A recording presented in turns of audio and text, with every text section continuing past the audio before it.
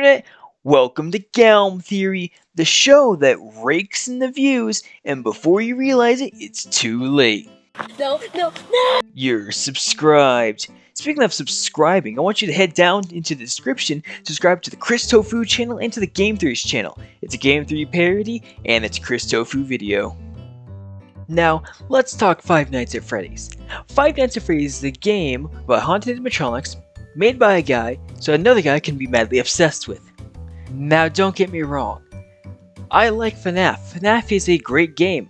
But if you put a dimension in front of me where Foxy could be a spiky thing for your yard, I'm hopping through. And don't even get me started on ChrisTofu's Haunted Rake. If you haven't seen it, you should go watch it. Go watch it. This isn't a suggestion. Anyways, just a quick recap of the Haunted Rake if you haven't seen it. Basically, a rake gets thrown out because it's not that good at being a rake and raking up stuff. It gets replaced by a wheelbarrow, which we'll cover later, and then the rake wakes up, murders not one, but two kids, fails to kill a third guy, and this sets up for the trilogy and the Haunted Rake, which is their spin-off, which is going to have even more to it, and Wilbur's is also in here. Now you're probably thinking, what does this Five Nights at Freddy's theory have to do with the Haunted Rake? Well, I'm about to prove that the Haunted Rake and Five Nights at Freddy's are actually one. And I know, it's shocking, right? I'm absolutely shocked that a Five Nights at Freddy's video would appear as a Game Theory parody video. I mean, Matt Pat doing Five Nights at Freddy's? I mean, like, seriously, like, I'm just shocked. Appalled? Really? Didn't expect that. But to be fair, this video actually follows somewhat of a timeline. Matt Pat has himself a Scott Cawthon that he's battling throughout his entire YouTube career, and I have myself a Wilbur Soot clone who did stuff about Rake. But let's hop into the haunted room with the scary animatronics and talk about this theory. Alright, we can already cross off the list that these are in the same dimension. So let's talk about parallel universes. I'm saying that Scott Cawthon is actually ChrisTofu, and they're one and the same, just in different universes. Now you're probably thinking it's a stretch that I'm saying that the Haunted Rake and Five Nights at Freddy's are two different universes, but they're still the same. But if you look, there's actually a lot of key details confirming this theory. If you see, they're both about dead kids, they both have haunted inanimate objects that suddenly came to life, and at the same time, both villains are portrayed by a pixel. Now I know what you're probably thinking. You're probably looking at me and you're probably screaming at your computer like, "They're not the same! What are you doing? How could you?" Actually, this proves nothing to the point. You're actually just proving nothing right now. You're just doing nothing except proving no point right now. Get 'em, my friends. Anyways, that's fine. You see, he's actually not wrong in the fact that I didn't prove anything, so I think I need to go into a lot more detail on trying to find out some more evidence.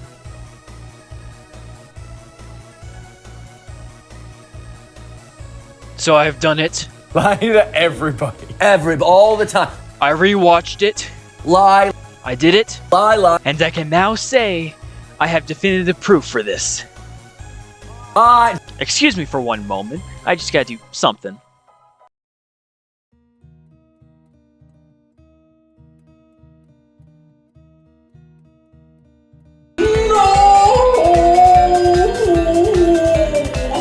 This is why you always lie.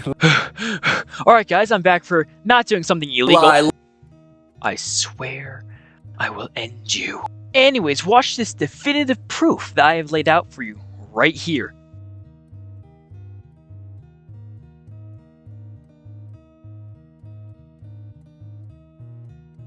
Didn't see it?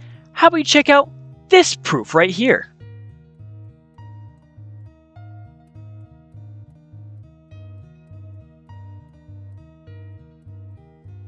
Did you see it? The hair flips? The lip licks. Not crazy, I swear. Right there! Coincidence? I think not! Now you might think I'm a bit, just a wee bit, a tiny bit crazy, but I'm not, and I'll show you why.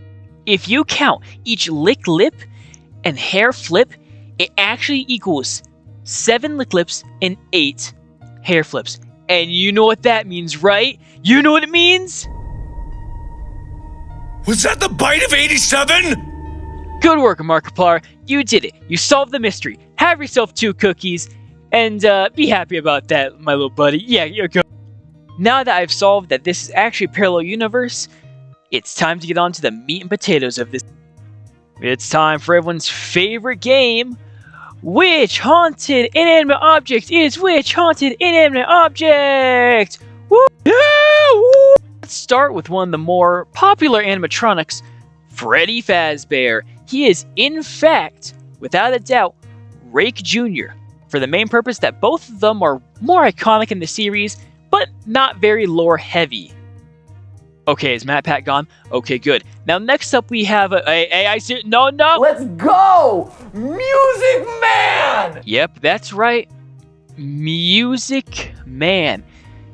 I looked around, and the only one I can compare it to is the Snow Shovel. And the reason for that is because both of them are bigger, and they're both more iconic, mainly because of the memes. We get into characters that are a little more like Bonnie. Bonnie, in my opinion, throughout all of this, he is compared to the normal shovel. By that, I mean they're both boring. Straight boring. That's all. Only reason. This next one makes a lot more sense.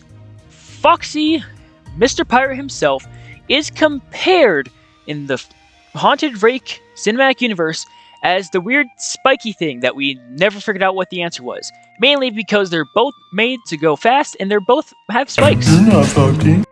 Now, all you FnaF fans, don't get mad because next up is Chica. And Chica, in the universe, is compared to the weird looking hoe. And the reason being is because I ran out of tools. No other reason. Get your mind out the gutter. Now, these next few are the mind-blowing ones. And I mean, I had to dig deep for these, and I found lore. Next up is everybody's favorite Golden Bear Stumper, Golden Freddy. Now, Golden Freddy, in the Rake Cinematic Universe, is actually the wheelbarrow. And the reason for that is because, well, do you guys remember what I was saying earlier about what the Rake did? You know. And then the Rake wakes up, murders not 1, but 2 kids. That's right. The Rake killed not 1, but 2 kids. And those 2 actually possessed the wheelbarrow, just like how there's 2 spirits in our favorite Golden Bear friend. You better be spinning that box because our next competitor is the puppet. Now, our stringless puppet buddy is actually in the Rake Cinematic Universe the Rake itself, which is shocking to most people, but when you think about it, it makes sense.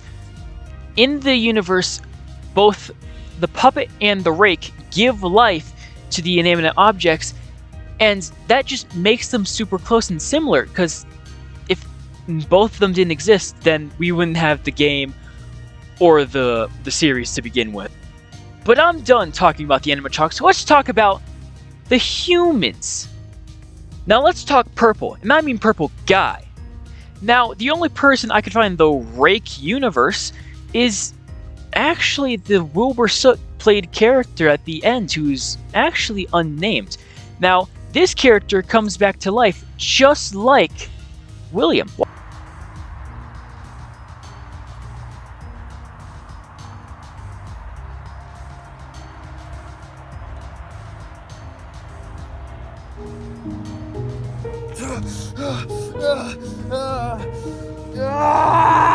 Now in purple. Michael! Don't leave me here! Michael! Michael! Now it's time for the one that caused me the most trouble. Blake. I could not know what Blake was. I looked everywhere. I couldn't figure out who he was. Then I realized he was the vengeful spirit, and then that kind of eased me up. But yeah, the vengeful spirit and Blake are one and the same. both wronged by one person and vowed to haunt them for the rest of their days. Now we're on to the last two, and we're going to be talking about Jake. Now, Jake is actually Michael Afton. Mike Mann himself is Jake. And the reason being is because they both wronged someone. They both wronged someone who's close to them, close like a brother, or even closer, like a best friend. Both killing them in the process, ending their life, causing them to just haunted by what they did and vowed to make right. In both cases, finding him once again. The redemption arc for Jake, immaculate. But now it's time for the last character. And it's Crying Child. Crying Child, the man who died just like Charlie. Charlie, the man who was killed but was still living. Not getting closure, but in the end, maybe they didn't need it. Charlie, the one who got shot in the gut by a brother in arms, someone he was close to. And the Crying Child, betrayed by his brother. He got the bite. So closely related, both never get in the end. The only difference? Charlie came back. There you have it, my theory on why Five Nights at Freddy's is actually the Haunted Rake in a different dimension. Now let's hope that old ChrisTofu doesn't play Scott Cawthon on me. In the meantime, remember, that's just a theory. A GameTheory. Thanks for watching.